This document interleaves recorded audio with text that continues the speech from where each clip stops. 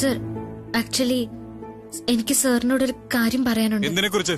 നമ്മുടെ വർക്കിനെ കുറിച്ചോ, അതോ ഓർഡറിനെ കുറിച്ചോ, അതോ ലോട്ടസ് ഗ്രൂപ്പിനെ കുറിച്ചോ? സർ, എന്താണ് തന്റെ പ്രശ്നം? ജോലി കിട്ടിയപ്പോ വലിയ ആവേശമായിരുന്നല്ലോ, ഇപ്പൊ അതൊക്കെ എവിടെ പോയി? ഓരോ ദിവസം കഴിയുന്തോറും ഡ്രോപ്പായി വന്നോണ്ടിരിക്കുക. തന്റെ മനസ്സ് ഇവിടെയൊന്നുമല്ല, വേറെ എവിടെയും കണ്ട. സർ, ഞാൻ എന്റെ ജോലി ഇഗ്നോർ ചെയ്യല്ല. എനിക്കൊരു പ്രോബ്ലം. തന്റെ പ്രോബ്ലംസ് ഡിസ്കസ് ചെയ്യാനുള്ള സ്ഥലമല്ല, സമയമല്ല. മനസ്സിലായോ?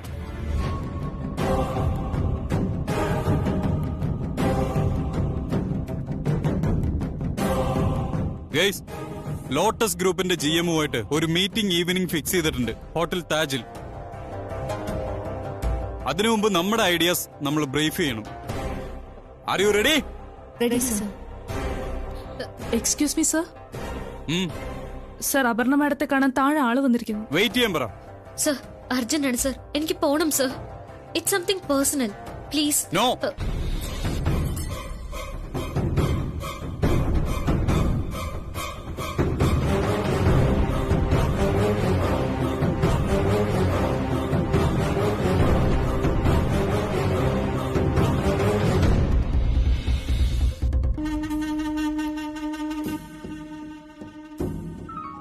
നമ്മളിപ്പോ ഇവിടുന്ന് ചെക്കൗട്ട് ചെയ്ത് പോകുന്ന കാര്യം റിസപ്ഷനിൽ നിന്ന് എന്തായാലും മുരുകൻ മുത്തപ്പൻ അറിയും. ഇനി എന്താ ഒരു വഴി? അയാളോട് പറയുന്നതല്ലേ നല്ലത്?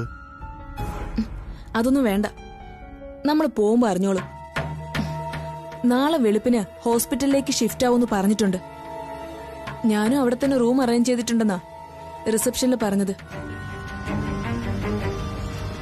എന്തായാലും ഇവിടുത്തെ പേയ്മെന്റ് എല്ലാം നമ്മൾ സെറ്റിൽ ചെയ്തല്ലോ. ട്രെയിൻ ടൈം രാത്രി 2:30 മണിക്കാ. ഇവിടുന്ന് എപ്പോ ഇറങ്ങണം? ഇതെല്ലാം പാക്ക് ചെയ്ത് കഴിഞ്ഞാ ഫുഡും കഴിച്ചിട്ട് ഒരു 8:30 ആകുമ്പോ ഇവിടുന്ന് ഇറങ്ങാം. യൂബർ ബുക്ക് ചെയ്യാം. നമുക്ക് ആ ഫോൺ ഒന്നുകൂടി ഒന്ന് വിളിച്ചു നോക്കിയാലോ? നേരത്തെ വിളിച്ചപ്പോഴും out of range, switch off എന്നൊക്കെയല്ലേ പറഞ്ഞത്. എന്തായാലും ഒന്ന് വിളിച്ചു നോക്കാം. ചിലപ്പോ എടുത്താലോ?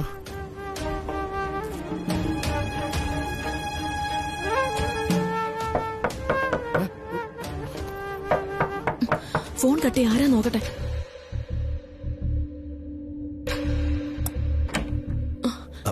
ആ, എന്താ മുത്തപ്പ?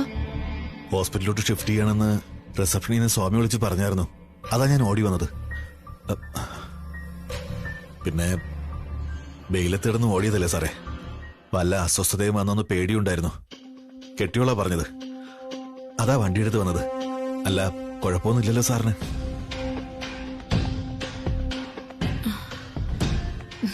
ചെറിയൊരു തലകറക്കം പോലെ, വേറെ കുഴപ്പമൊന്നുമില്ല. ഓ, അല്ല, എപ്പോഴാ അഡ്മിറ്റ് ചെയ്യുന്നത്? രാവിലെ ഒരു 8 മണിക്ക് മുമ്പായിട്ട്. എന്നാ പിന്നെ ഞാൻ ഹോസ്പിറ്റലിലോട്ടൊന്ന് പോയിട്ടേ മാഡത്തിനുള്ള റൂമും സൗകര്യങ്ങളും ഏർപ്പാട് ചെയ്യാം. എനിക്ക് കുറച്ച് പരിചയക്കാരുണ്ടേ, കാര്യങ്ങൾ കുറച്ച് എളുപ്പമാവും. അല്ല, അത് വേണ്ട മുത്തപ്പ. ഞങ്ങള് രാവിലെ ഹോസ്പിറ്റലിലോട്ടങ്ങ് പോയിക്കോളാം. അത് വേണ്ട വേണ്ട, ഞാന് എന്റെ വണ്ടി വരും, ഹോസ്പിറ്റലാക്കും. അത് എന്റെ ഡ്യൂട്ടിയാ.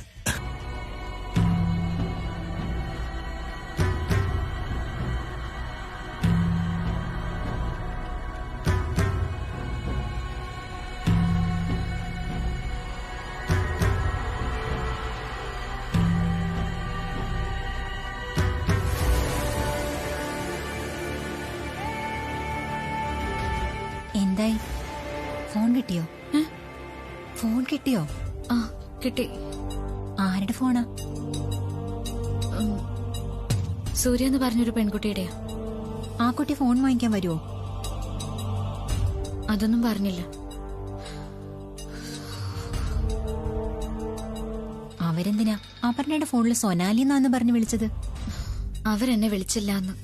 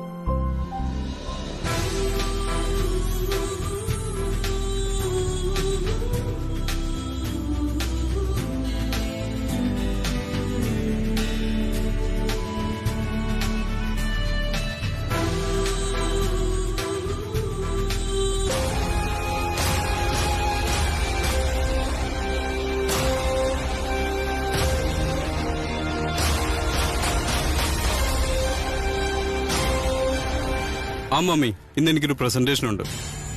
ആ ആണോ? മമ്മി ഒരു കാര്യം ചെയ്യ്, ഞാൻ മമ്മീനെ വിളിച്ചാ മതിയോ എത്തിക്കഴിഞ്ഞിട്ട്?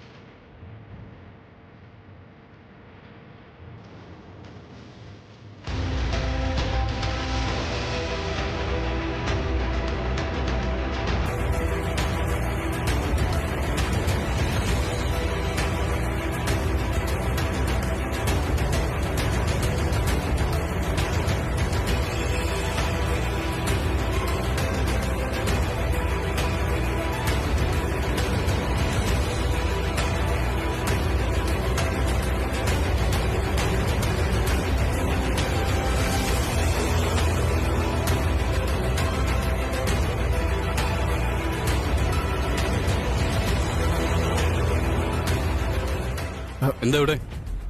ഇവിടുന്ന് വിളിച്ചിരുന്നു. ഇവിടുന്നോ? അയ്യോ, ഇവിടെ ഇപ്പൊ ആളുണ്ടാവില്ലല്ലോ. ഒരു കാര്യം ചെയ്യ്. ഇപ്പൊ തന്നെ ലേറ്റ് ആണ് സർ. ഒരു കാര്യം ചെയ്യ്, ഞാൻ സെക്യൂരിറ്റിയോട് പറഞ്ഞേക്കാം.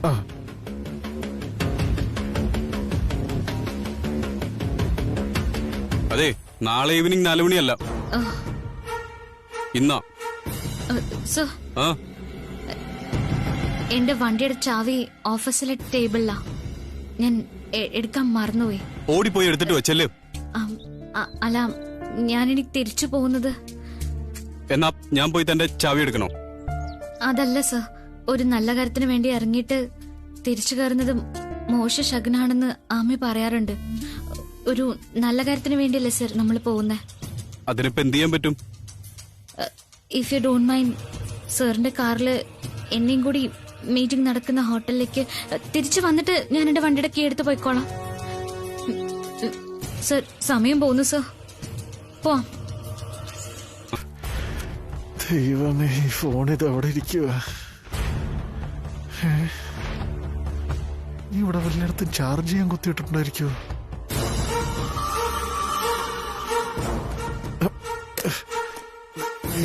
അയ്യോ, അകത്ത് കാണും. അയ്യോ, എന്റെ താക്കോലൊന്നും കാണും. സാനിറ്റൈസ് ചെയ്യുക. ഓഫീസിലിപ്പോ ആളില്ലാത്ത സമയാ. അല്ല, ഫ്രീ ആയിട്ടിരിക്കുമ്പോ വരാനാ പറഞ്ഞ. പക്ഷെ എന്നോടാരും പറഞ്ഞിട്ടില്ലല്ലോ. സാറ് മീറ്റിംഗിന് പോയതാ, സെക്രട്ടറി മേഡം ഒന്നും പറഞ്ഞില്ല. എന്റെ ഓഫീസിൽ നിന്ന് എനിക്ക് കിട്ടിയ ഇൻഫോർമേഷൻ ഈ ടൈമിൽ വരാനാ. ഇതിന്റെ സ്മെല്ല് കാരണം ആർക്കും ബുദ്ധിമുട്ടുണ്ടാവാൻ പാടില്ലല്ലോ. നടക്കട്ടെ, ഞാനിവിടെ നിൽക്കാം. എന്തിനാ? ഇവൻ ഇവിടെ നിന്ന് കഴിഞ്ഞാ ഞാൻ ഈ ഫോൺ എങ്ങനെ കണ്ടുപിടിക്കും? ദൈവമേ. അതെ, എനിക്കൊരു കാപ്പി വേണം. കാപ്പിയോ? സാധാരണ കോഫി മതി. ഇപ്പൊ കൊണ്ടുവരാം. അയ്യോ,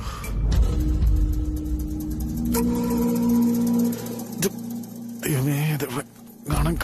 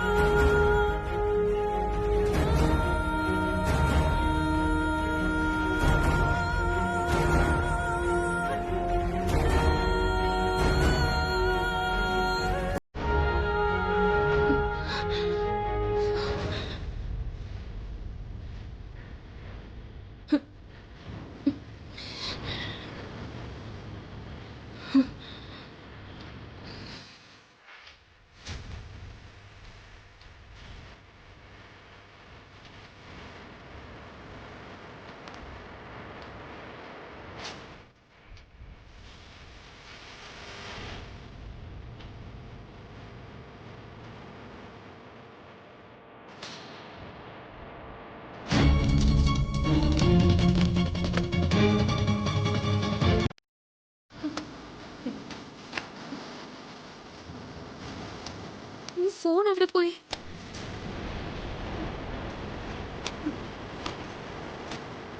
ആരായി തുറന്നത്?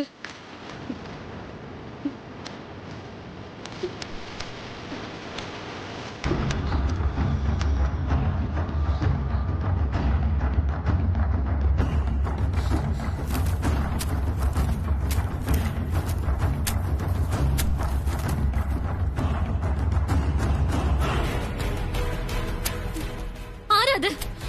ആരാന്നല്ലേ ചോദിച്ചേ? നിക്ക്. ആരാന്ന്? ആരാന്ന് പറയാൻ? വിട്. ആരാന്ന്? വിട്. വിടാ. വിട്. വിടാന്ന് പറഞ്ഞേ. വിട. വിട്. നിക്ക്. നിക്ക്. വിട്.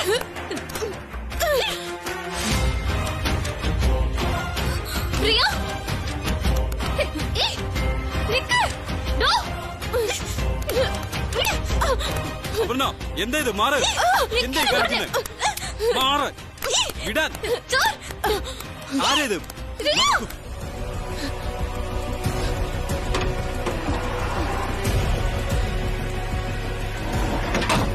വേഗം വേഗം പൊക്കോ. നടക്കാൻ.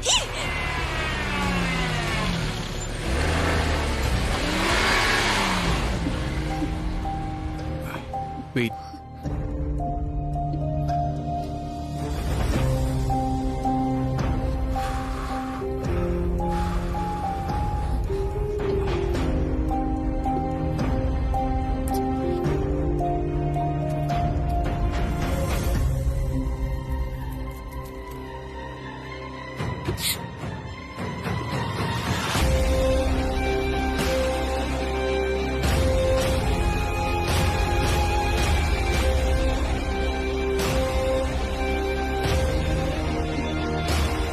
മതി സർ, ബ്ലഡ് സ്റ്റോപ്പായി സർ.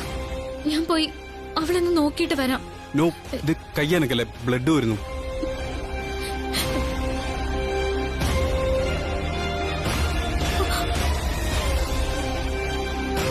അനക്കാതെ വെക്കി.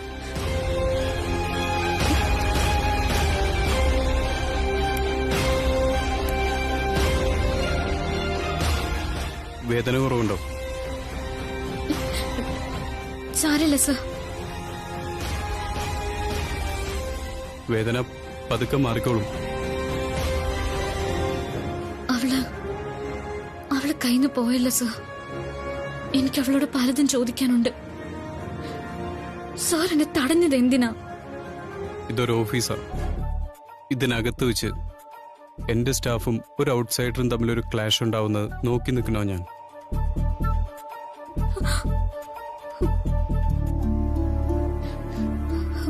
തന്നെ ഗെറ്റ് ഔട്ട് അടിക്കാൻ ആദ്യം തോന്നിയത്.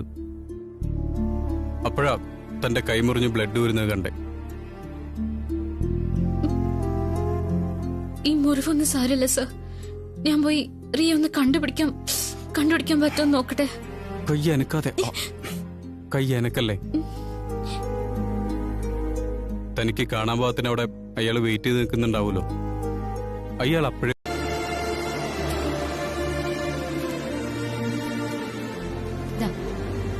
വെള്ളമുണ്ട്.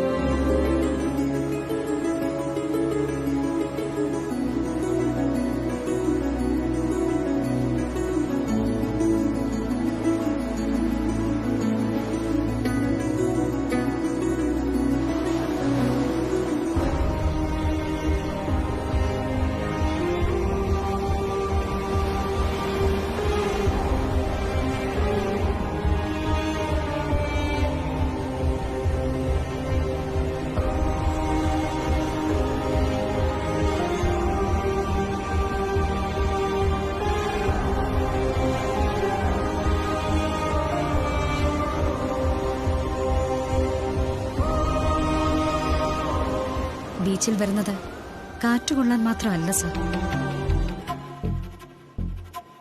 സമയം കിട്ടുമ്പോ ഞാൻ ഇതുപോലെ ഇവരെയൊക്കെ കാണാൻ ഇവിടെ വരാറുണ്ട്. താൻ വരാത്ത ദിവസമൊക്കെ ഇവരങ്ങ് പട്ടിണിയാണല്ലോ. അപ്പൊ ബാക്കി ദിവസങ്ങളിൽ ഈ പാവങ്ങൾ പട്ടിണിയാണോ എന്നായിരിക്കും സാർ ഇപ്പൊ ചിന്തിക്കുന്നത്.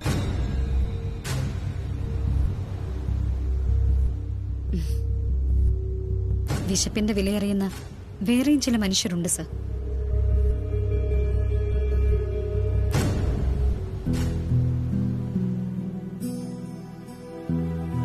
പരേതാത്മാക്കൾക്ക് ബലിയിടാൻ ധാരാളം ആളുകൾ വരാറുണ്ട് ഈ കടപ്പുറത്ത്.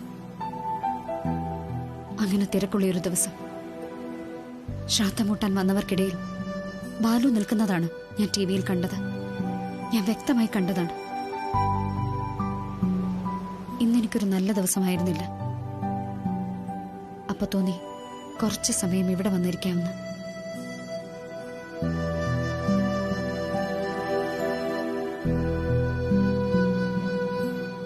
സാറെന്തിനാ എന്നോട് വെയിറ്റ് ചെയ്യാൻ പറഞ്ഞത്? വാ.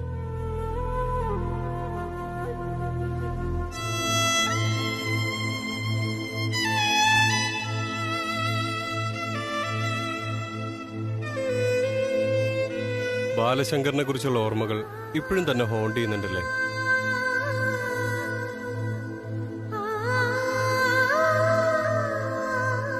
എന്നിട്ടും എന്തുകൊണ്ടാണ് അയാളുടെ മരണവുമായിട്ട് ബന്ധപ്പെട്ട ഒരു മിസ്റ്ററി, ഐ മീൻ ഒരു ദുരൂഹത ബാക്കി നിൽക്കുന്നത്? ആ സംഭവത്തെക്കുറിച്ച് പ്രോപ്പറായിട്ട് ഒരു അന്വേഷണം നടന്നിട്ടില്ലെന്നാ ഞാൻ മനസ്സിലാക്കുന്നത്. വൈ? ആരാ ബാലുവിന്റെ ബോഡി ഐഡന്റിഫൈ ചെയ്തേ? കൊച്ചച്ഛനാ. എന്നിട്ട് ബോഡി കണ്ടോ? ഇല്ല, ബോഡി കിട്ടിയില്ല. അവിടെ നടന്ന സംഭവങ്ങളെക്കുറിച്ചൊക്കെ സാറിന് വ്യക്തമായിട്ട് അറിയാവുന്നതല്ലേ? ആ കൊക്കയിലേക്ക് വീണവരുടെ ആരുടെയും ബോഡി പോലും കിട്ടിയിട്ടില്ല. സൂയിസൈഡ് ചെയ്ത ഒരുപാട് പേരുണ്ട്, ആരുടെയും കിട്ടിയിട്ടില്ല. പോലീസും അത് തന്നെയാ പറഞ്ഞത്. ശരിയാ. ഒരു തെളിവ് പോലും അവശേഷിപ്പിക്കാതെ ഒരാളെ ഇല്ലാതാക്കാൻ കഴിയുന്ന സ്ഥലം അല്ലേ? തന്നെ ബാലു അവിടെ കൊണ്ടുപോയല്ലോ. സർ, അത് പോലീസ് അന്വേഷിക്കുന്നുണ്ട്. അതുകൊണ്ടല്ലേ ബാലുവിന്റെ ഷൂസും ഷോളും എല്ലാം കിട്ടിയത്. അതോടെ അന്വേഷണം വേണ്ടെന്ന് തീരുമാനിച്ചല്ലേ? മാരേജിന് മുമ്പ് ഇത്രയും ദൂരെ ഒരു സ്ഥലത്ത് നിങ്ങൾ വീട്ടിൽ അറിയിക്കാതെ പോയതെന്തിനാ? സർ, ഞാൻ വീട്ടിൽ അറിയിച്ചിട്ട് തന്നെയാ പോയത്. എന്നാ ബാലു ഇക്കാര്യം വീട്ടിൽ ആരെ അറിയിച്ചില്ല.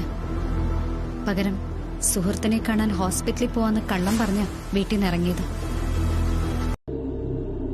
അങ്ങനെയും കൂടി സംഭവിച്ചാലുള്ള അവസ്ഥയൊന്ന് ആലോചിച്ചു നോക്കണേ. അങ്ങനെ ആലോചിച്ചപ്പോഴാ ഈ വേഷം കെട്ട് മതിയാക്കാൻ തോന്നിയത്.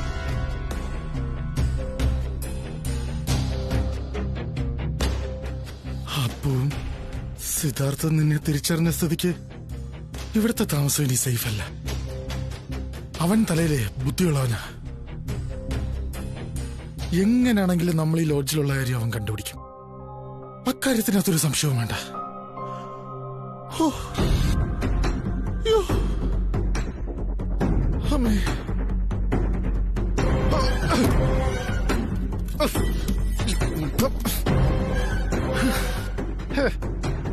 നിക്കണ നിപ്പ് നോക്കിയേ. 2.5 കോടിയുടെ പ്രമാണം കൊടുത്തിട്ട് ആകെ കിട്ടിയ 25 ലക്ഷം രൂപയാ. അതിന്ന് എടുത്ത് പലിശ എന്ന് പറഞ്ഞ് 2 ലക്ഷം രൂപ. കൈ കിട്ടി എത്രയടി? ബാക്കി എത്രയുണ്ട് എണ്ണി നോക്ക്.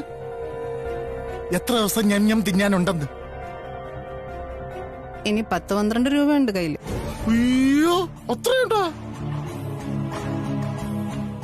അത് തീരുന്നതിന് മുമ്പ് കടല് കിടക്കണം.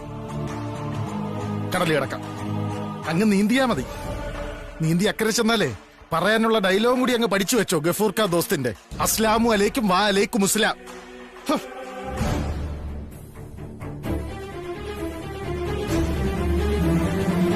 ഈ പർദ്ദ അങ്ങനെങ്കിലും ഒന്ന് ഗുണപ്പെടട്ടെ.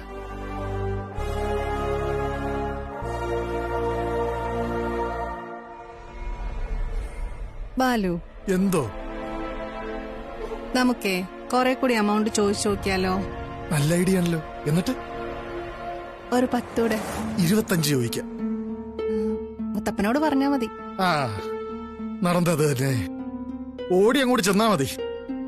ചെട്ടിയാരിപ്പം കൊച്ചുകൽത്തോട്ടത്തിന്റെ നടയിൽ നിപ്പുണ്ടായിരിക്കും. വില്ലേജ് ഓഫീസും തൊട്ടടുത്താണല്ലോ. സുന്ദരേശൻ അവിടുത്തെ വില്ലേജ് ഓഫീസർ ചെട്ടിയാരുടെ കൂട്ടുകാരനുമാണല്ലോ. ഒരു വിളി എന്തായാലും വരും. ഒരു വിളി വരും ഉറപ്പാ. ഓ, എന്റെ ദൈവമേ, അയ്യോ, എന്നെ ആഴക്കടലിലോട്ട് കല്ല് കെട്ടി അങ്ങ് താക്കണേ.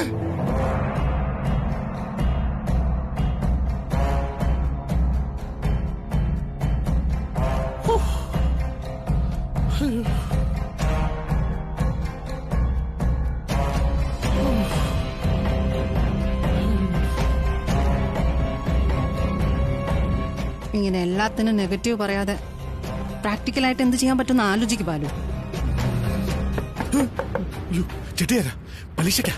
ചെല്ല് പോയി തുറക്കണി. ചെല്ല് പോയി തുറക്ക്.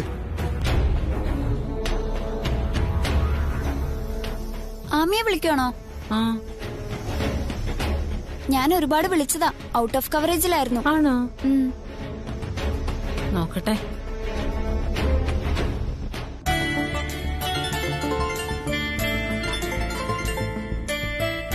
ബെല്ലുണ്ടടി. ആണോ?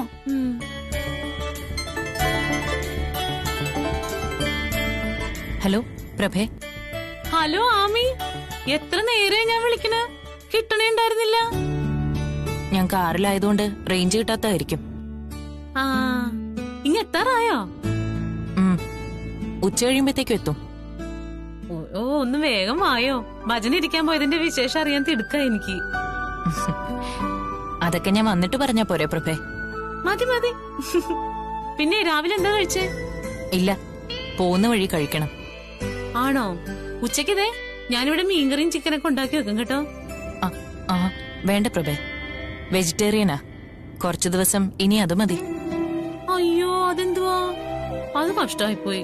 ഞാൻ ദേ നമ്മുടെ സരസ ചേച്ചിയുടെ അടുത്തുനിന്ന് 2 പൂവൻകോഴീനെയാ നാടൻ ബുക്ക് ചെയ്ത് വെച്ചേക്കണേ. ഏയ് അതൊന്നും വേണ്ട, നിങ്ങൾക്ക് വേണമെങ്കിൽ ഉണ്ടാക്കി കഴിച്ചോ. കുറച്ചു ദിവസത്തേക്ക് ഇങ്ങനെ പോട്ടെ. അയ്യോ, ആമി കഴിക്കാതെ എങ്ങനെയാ ഞങ്ങള്? ഹോട്ടലിൽ നിന്ന് കഴിച്ചോളൂ എന്നാ? കഴിച്ചോളാം. ആ ശരി എന്നാ. ശരി. ഭാഗ്യം ആ മെനക്കേട് ഒഴിവായി. അല്ലെങ്കിൽ ഇനി കോഴിനെ ഓടിക്കണം, പിടിക്കണം. അയ്യടാ, ഇവിടത്തേക്കും കൂടി എന്തെങ്കിലും പാർസൽ മേടിപ്പിക്കായിരുന്നു.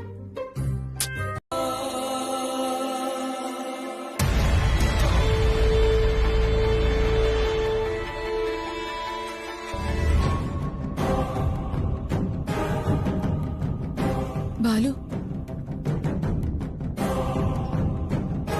നിനക്ക് ഞാനുണ്ടല്ലോ. നീയോ? നീ കാരണം എനിക്ക് എന്റെ ജീവിതം നഷ്ടപ്പെട്ടത്. എനിക്ക് എന്നെ തന്നെ നഷ്ടപ്പെട്ടത് നീ കാരണമാണ്. നീ കാരണം എനിക്ക് എന്റെ കുടുംബം നഷ്ടപ്പെട്ടു, എന്റെ ആമിയെ നഷ്ടപ്പെട്ടു, എന്റെ ജീവനെ തുല്യ സ്നേഹിച്ച അപ്പുനെ നഷ്ടപ്പെട്ടു, എന്റെ സ്വത്ത് നഷ്ടപ്പെട്ടു, എന്റെ എല്ലാം നഷ്ടപ്പെട്ടു. എന്നിട്ട് അവസാനം കിട്ടിയതോ പറയാതെ എന്നൊരു മേൽവിലാസവും. Balashankar, the man who passed away. ഏതോ കൊക്കെ വീണ് ചീഞ്ഞളിഞ്ഞ ഒരു അജ്ഞാത ജഡം.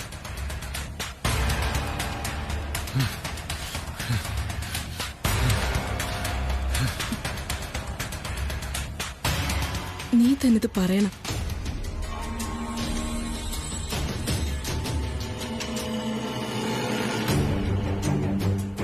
നിന്റെ അപ്പുവിനെ കുറിച്ചും ഇപ്പൊ നീ പറഞ്ഞു.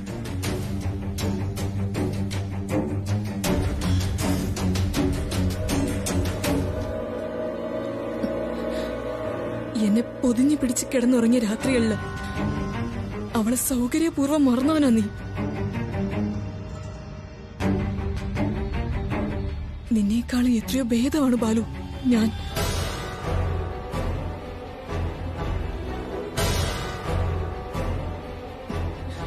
നീ എന്നെ സ്നേഹിച്ചിട്ടുണ്ടോ? ഉണ്ടോ? മുഖത്ത് നോക്കി പറ.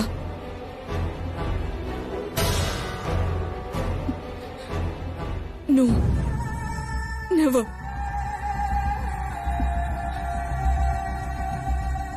നീ എന്നെ മോഹിച്ചിട്ടേ ഉള്ളൂ, കാമിച്ചിട്ടേ ഉള്ളൂ, സ്നേഹിച്ചിട്ടില്ല.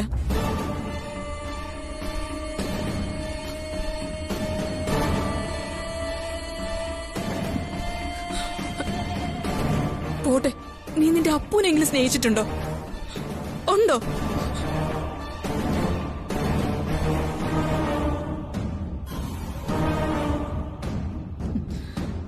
ഇല്ല. എനിക്കറിയാം നീ അവളെ സ്നേഹിച്ചിട്ടില്ലെന്ന്. ഉപയോഗിച്ചിട്ട് ഉപേക്ഷിക്കാനുള്ള ഉപകരണങ്ങൾ മാത്രമാ നിനക്കൊക്കെ ഞങ്ങള്.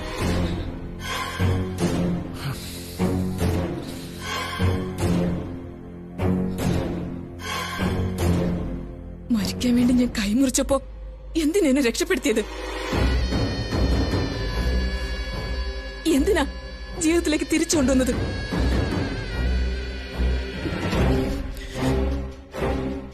വേണ്ടായിരുന്നു.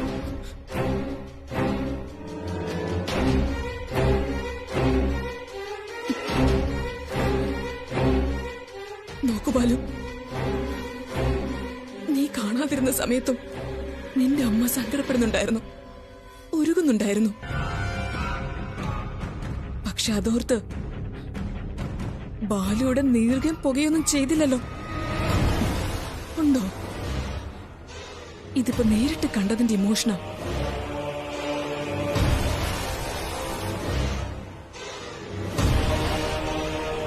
കുറച്ച് കഴിയുമ്പോ അതങ്ങ് മാറും.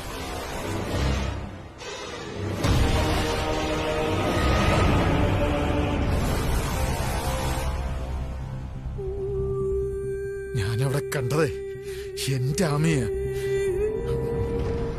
മകനായ ഞാൻ മരിച്ചെന്ന് കരുതി അതിന്റെ പേരിലൊരുക്കുന്ന എന്റെ അമ്മയ. തിരുനെല്ലിയിൽ പലരും പോന്നത് മരിച്ചവർക്ക് ബലിയിടാൻ വേണ്ടിട്ട. എന്റെ അമ്മ പോയത് ജീവിച്ചിരിക്കുന്ന എനിക്ക് ബലിയിടാൻ വേണ്ടിട്ട.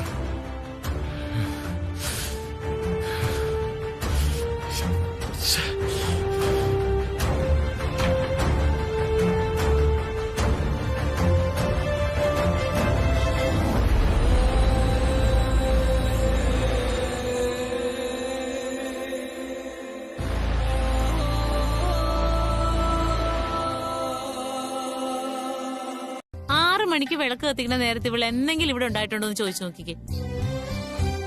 അതെ, വൈകിട്ട് 5 മണിക്ക് ജോലി നിർത്തി സീറ്റിൽ നിന്ന് എഴുന്നേറ്റ് പോവാനേ ഞാൻ ബാങ്കിലല്ല വർക്ക് ചെയ്യുന്നത്. തുടങ്ങി വെച്ച ഡിസൈൻ കംപ്ലീറ്റ് ചെയ്യാൻ ചിലപ്പോ 6 മണിയായിരിക്കും, ചിലപ്പോ രാത്രിയാവും. അത് കഴിഞ്ഞേ പോരാൻ പറ്റും. ഓക്കെ ഓക്കെ, ഞങ്ങൾ ആരും ഫാഷൻ ഡിസൈനേഴ്സ് അല്ലാത്തതുകൊണ്ട് അതങ്ങ് വിശ്വസിച്ചു. ഓഫീസിൽ നിന്ന് ഇറങ്ങിയിട്ട് പിന്നുള്ള സമയത്ത് അപ്പൂന് എവിടാ ഡ്യൂട്ടി? അതൊന്ന് പറഞ്ഞതാ. നോക്കി നിൽക്കാതെ ചോദിക്കാമി അങ്ങോട്ട്.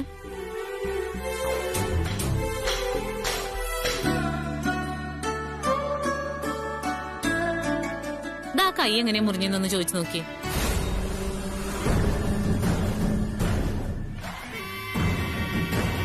ഇവിടെ എന്തൊക്കെയോ കള്ളം പറയുന്നുണ്ടായിരുന്നു. ഇവിടുന്ന് പോയി എന്താ നടക്കണെന്ന് നമ്മളെങ്ങനെ അറിയും? ഇവള് പറയുന്നതല്ലേ നമുക്ക് വിശ്വസിക്കാൻ പറ്റൂ.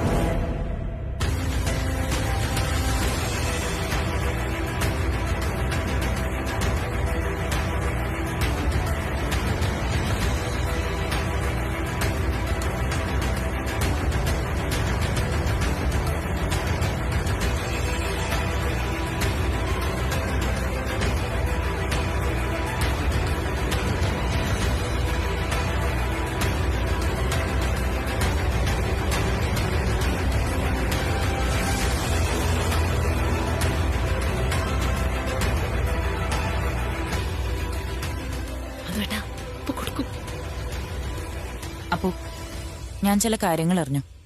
സത്യാണോ? പറ. ആമി അറിഞ്ഞതെന്താ? അതറിയാണ്ട് ഞാൻ എങ്ങനെയാ പറയാ സത്യാണോ അല്ലയോന്ന്?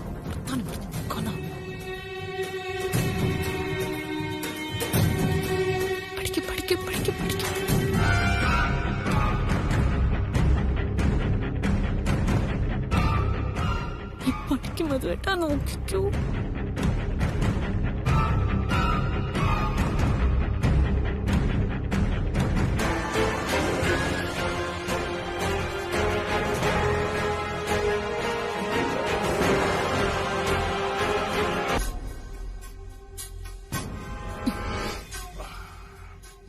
മധുവേട്ടാ, അതെ, ആമി ആധാരം ഡ്രോയിൽ വെച്ച് പൂട്ടി. എന്നിട്ട് ആ താക്കോലെടുത്ത് ബാലുവിന്റെ ഫോട്ടോയുടെ അടിയിൽ വെച്ചു. അത് കണ്ടിട്ടുള്ളത് ഞാൻ മാത്രമാണ്. ആമി പോയിട്ട് ഇന്നേക്ക് 16 ദിവസം. പോയതിന്റെ 9ാം ദിവസമാണ് നമ്മൾ അത് തുറന്ന് ആധാരം എടുക്കാൻ നോക്കിയത്. അതിനകത്തുണ്ടായില്ല. അപ്പൊ ഈ ആമി പോയി 9ാം ദിവസത്തിനകം ഇവിടെ ആരോ കേറിയിട്ടുണ്ട്. അതേതായാലും വഴി കൂടി പോണ കള്ളന്മാര് കേറില്ല. ഞാനിവിടെ ഫുൾ ടൈം ഉണ്ട്. അപ്പൊ പിന്നെ അത് ആരായിരിക്കും? വഴിയെ പോയ കള്ളന്മാരല്ല, ഈ വീട്ടിലെ കളി തന്നെ. നിനക്കത് മനസ്സിലായി. അവൾ അത്ര ശക്തമായി പ്രതിരോധിക്കണമെങ്കിൽ അതൊരു അടവ് നയമാണ്. നമുക്ക് സംസാരിക്കാനേ ഒരു സ്പേസ് പോലും അവൾ തന്നില്ല. ആമി അങ്ങ് വിളിച്ചോണ്ട് പോയില്ലേ? ഇനി എന്തെല്ലാം കുണ്ടായ്മകളാണ് ആ തള്ളേരെ തലയിലോട്ട് തള്ളിക്കയറ്റെന്ന് ആർക്കറിയാം? ആ പൊട്ടിയാണെങ്കിൽ അത് വിശ്വസിക്കുകയും ചെയ്യും. അതൊക്കെ വിശ്വസിക്കും. അവിശ്വസിക്കാണെങ്കിൽ അങ്ങ് വിശ്വസിക്കട്ടെ. അപ്പൊ നമുക്ക് എന്തുവാ? നമ്മള് പ്രമാണം എടുത്തിട്ടില്ലല്ലോ, പിന്നെ എന്താ നമുക്ക് പേടിക്കാൻ? അല്ലെങ്കിൽ എനിക്കറിയാം രണ്ടും കൂടി എന്തോ കുരുക്കൊപ്പിക്കുന്നുണ്ടെന്ന്.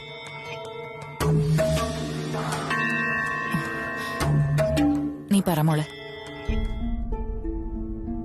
കഴിഞ്ഞ ദിവസം പ്രഹ്ലാദൻ ചേട്ടൻ ഓഫീസിൽ വന്നിരുന്നു. പ്രഹ്ലാദനോ? ഓഫീസിലോ? എന്തിനാ? എന്നെ കാണാൻ വന്നതാ. എന്നിട്ട് എന്നോട് ചില കാര്യങ്ങൾ പറഞ്ഞു. നമ്മുടെ കുടുംബത്തെ ബാധിക്കുന്ന ചില പ്രശ്നങ്ങൾ. അതിലുപരി ബാലുവിന്റെ ആത്മാവിന് ദോഷം വരുന്ന